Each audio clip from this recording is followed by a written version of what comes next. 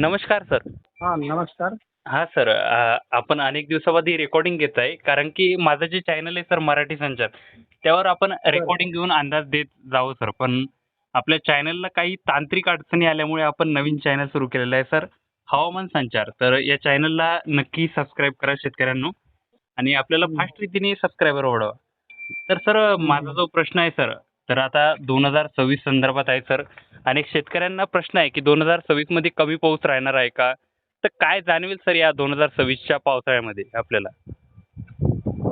2026चं वैशिष्ट्य असं आहे, की 2026 मध्ये सुपर अल निनोचं संकट आहे हां सर. आणि मुख्य म्हणजे 1877 नंतर हां सर. एवढा स्ट्रॉंग अल निनो पहिल्यांदा येतोय, जो हां. यापूर्वी म्हणजे जवळपास 150 वर्षामध्ये नव्हता.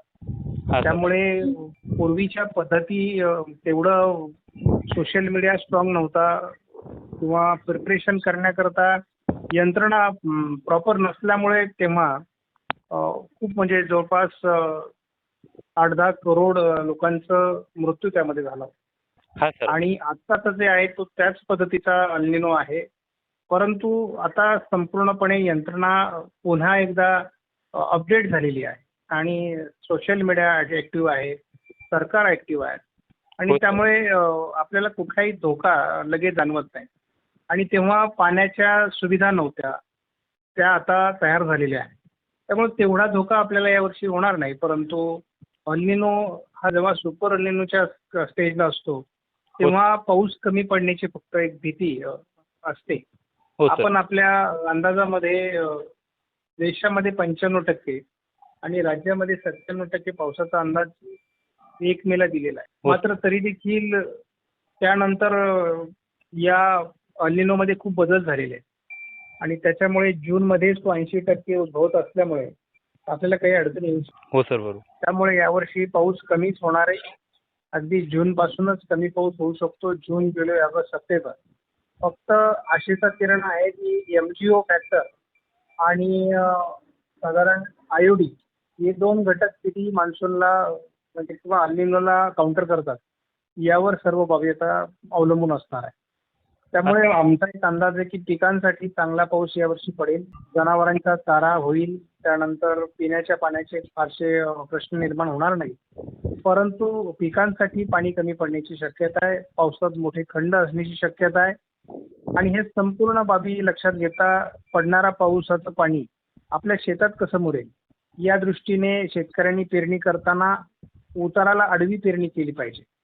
आणि पाणी नसेल तसं किंवा सरी पद्धत असेल तर ती आडवी सरी घेतली पाहिजे. सरीत पाणी साचून ते मुरलं पाहिजे. अशा पद्धतीची व्यवस्था शेतकऱ्यांनी करणं आवश्यक आहे. कारण यावर्षी कमी पाऊस आहे आणि ते पाणी कसं शेतामध्ये साठवता येईल, आपल्या पिकांना कसं उपयुक्त होईल, ते वाहून जाणार नाही, याची काळजी शेतकऱ्यांना घ्यावी लागणार. त्यामुळे पूर्ण 4 महिन्याचा जरी आपण जून, जुलै, ऑगस्ट, सप्टेंबर असा जरी आढावा घेतला, तरी प्रत्येक महिन्यात म्हणजे जूनमध्ये जो पाऊस आहे त्याच्यापेक्षा जुलै थोडा कमी असण्याची शक्यता आहे. जुलैपेक्षा ऑगस्टमध्ये कमी असणार आहे आणि ऑगस्टपेक्षा सप्टेंबरमध्ये कमी असण्याची शक्यता आहे. त्यामुळे महाराष्ट्राच्या मुख्यमंत्र्यांनी स्वतः सरकारी यंत्रणेला अलर्ट राहण्याच्या सूचना दिलेल्या आहेत. त्यामुळे ज्या ठिकाणी जनावरांना चारा नसेल त्या ठिकाणी चारा छावण्या देखील उभ्या करण्याचे सरकारचे प्रयत्न असतील. त्यामुळे हे वर्ष दुष्काळी आहे असं म्हणता येणार नाही, परंतु कमी पावसाचं नक्की आहे आणि त्यामुळे शेतकऱ्यांनी सावधान असणं आवश्यक आहे. याचा मुख्य परिणाम जो आहे तो उत्तर महाराष्ट्र, मराठवाडा आणि पश्चिम विदर्भामध्ये राहणार. मात्र पूर्व विदर्भात सरासरी पाऊस होऊ शकतो. पश्चिम महाराष्ट्रातील काही जिल्ह्यांमध्ये सरासरी पाऊस होऊ शकतो आणि कोकण किनारपट्टीला एक सरासरी पाऊस होण्याची शक्यता आहे. घाटमाथ्याला लागून असलेले जे जिल्हे आहेत नाशिक, अहिल्यानगर, पुणे, सातारा आणि सांगली, कोल्हापूर या जिल्ह्यांमध्ये पश्चिमेला चांगल्या पावसाची शक्यता आहे. पूर्वेला मात्र पाऊस कमी राहण्याची शक्यता आहे. त्यामुळे एकूणच या भागातील शेतकऱ्यांनी शेतीचं नियोजन करताना पाऊस कमी आहे असं गृहीत धरून आपल्या पिकाचे वाण निवडले पाहिजेत. कमी कालावधीत येणारे पिकं कशी घेता येतील असा प्रयत्न केला पाहिजे.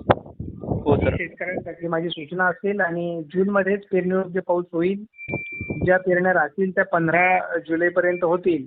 परंतु पावसात खंड असल्यामुळे जर सिंचनाची सोय असेल तरच पिकं त्या भागात चांगली येऊ शकतात. जिथे सिंचनाची सोय नाही, 100% कोरडवाहू परिस्थिती आहे, तिथं मात्र पिकं वाचवणे ही मोठी कसोटी शेतकऱ्यांची असणार. हा सर, त्यामुळे म्हणजे हे वर्ष थोडं कसोटीचं आहे असं लक्षात घेऊन शेतकऱ्यांनी नियोजन करायचं. हा सर, नक्कीच सर. हे जे वर्ष आहे म्हणजे हे जो पावसाळा आहे सर, थोडा म्हणजे अवघडच जाणार. म्हणजे शेतकऱ्यांना थोडीशी अडचण यामध्ये येणारच आणि मोठे पावसाचे खंड यामध्ये पडणारच आहेत. पण त्यामध्ये दुष्काळ. हा सर. दुसरी बाजू त्यामध्ये अशी आहे की आयोगी सक्रिय असतो, एमजीओ फॅक्टर सक्रिय असतो. त्यामुळे काही भागात ढगफुटी सदृश्य जास्त पण पाऊस कमी कालावधीत होईल. त्यामुळं ज्या ठिकाणी दुष्काळी परिस्थिती असून देखील ढगफुटी सदृश्य पाऊस झाल्यामुळे त्या ठिकाणचे पाझर तलाव असतील किंवा नद्या ओढ्यांना पाणी येईल आणि मग त्या ठिकाणचा दुष्काळ थोडा शिथिल होण्याची देखील शक्यता आहे. त्यामुळे यावर्षी ढगफुटींचं वर्ष देखील असण्याची शक्यता आहे. हा सर, नक्कीच सर. आणि सर एक अंदाजे सर पेरणीचा कालावधी केव्हा सुरू होऊ शकतो? म्हणजे पेरणीला सुरुवात कधीपर्यंत होऊ शकते एक अंदाज सर? नाही, तसं राहणार नाही यावर्षी. यावर्षी अगदी 15 जूनपर्यंत पेरण्यासाठी अनुकूल पाऊस काही भागात होऊ शकतो. परंतु हे भाग अनिश्चित आहेत. यावर्षी असमान वितरण आहे पावसाचं. हा बरोबर. सगळीकडे समान पाऊस नाहीये. त्यामुळे साधारणपणे जूनच्या पूर्ण कालावधी जर आपण लक्षात घेतला हा सर. तर 30 जूनपर्यंत महाराष्ट्रामध्ये 30-40% पेरण्या व्हायला पाहिजे हा आणि सर. मग पुढे 20 जुलैपर्यंत 100% पेरण्या होतील. हा सर, बरोबर. म्हणजे एक 15 जुलैपर्यंत 100% होऊ शकतात पेरण्या. हो. हो सर. नक्कीच सर. आपण 2026चा अंदाज दिलेला आहे. नक्कीच आपण पुढे काय होणार आहे त्याचे अपडेट आपण आपल्या चॅनलवर आजपासून घेणारच आहोत. तर नक्कीच चॅनलला सबस्क्राईब करा आणि तुमचं देखील सरांचं मोठं चॅनल आहे शेती माझी प्रयोगशाळा. त्या चॅनलवर 2,17,000 हून अधिक जास्त सबस्क्रायबर आहे. तर नक्की त्या चॅनलला भेट द्या. तिथे रोज व्हिडिओ येतात मान्सून संदर्भात. सध्या महत्त्वाचे अपडेट चालू आहे. शेतकऱ्यांनी त्या चॅनलशी कनेक्ट राहावे. हो सर. चालतं सर. धन्यवाद. घेऊया पुढील. ओके, धन्यवाद. चालेल, धन्यवाद.